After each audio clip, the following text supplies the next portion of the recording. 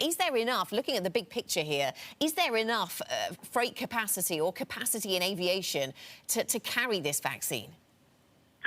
Well, I had to calculate that some 8,000 Boeing 747 freighters, that's dedicated freighters, each carrying 110 tons, would be needed to fulfill the airlift over the next 18 months to 2 years. That's a lot of aircraft capacity. And the problem is, at the moment, firstly, there are only 2,000 freighters to start with, and most of those aren't 747-sized, which means that most of the load will need to be carried by passenger planes as belly freight, and the bulk of those passenger planes are currently not operating. They've been grounded by the virus. So the big push now is to get as much airline capacity back flying, not just the freighters but the passenger planes, in order to carry the vaccine. Yes, the government might have some interest in that happening then, if it's going to, or governments around the world might have some interest in getting those passenger planes in the air, if that's the case. How big a problem are the temperature requirements going to be here, Chris? Because it's all very well to have the space in an aircraft, but it has to be at the right temperature controlled, in the right temperature controlled conditions.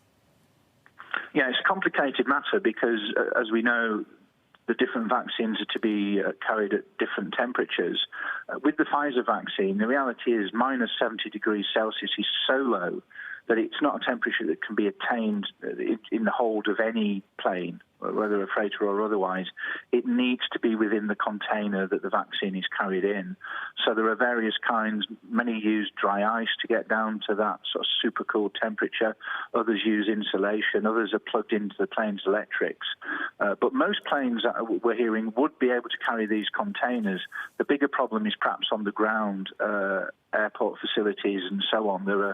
There's a network of specialist pharma hangars at various cargo hubs, around 20 around the world, that can certainly deal with the Pfizer vaccine. There'll be more that can handle the Astra one, which is, of course, requires a refrigerated rather than a frozen temperature. And then beyond that, there's the huge challenge of getting the vaccine beyond the airport and out into the community. Yeah, indeed, and the last mile, obviously, it could be a challenge. We certainly heard that from the boss of Deutsche Post, I think, was suggesting that that's where the difficulty would be. Talking of challenges and difficulties, how difficult is it going to be to reach the more remote parts of the world, and how long might it take? You cited some research by IATA that talked about a year and a half to 2 years. Yeah, I think that's where the biggest challenge lies for the airlines. That UNICEF is heading an effort to reach 92 of the world's poorest countries because of their huge experience in distributing vaccines day to day.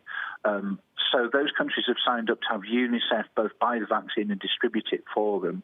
Another 70 will pay for the vaccine, but UNICEF will also manage that process.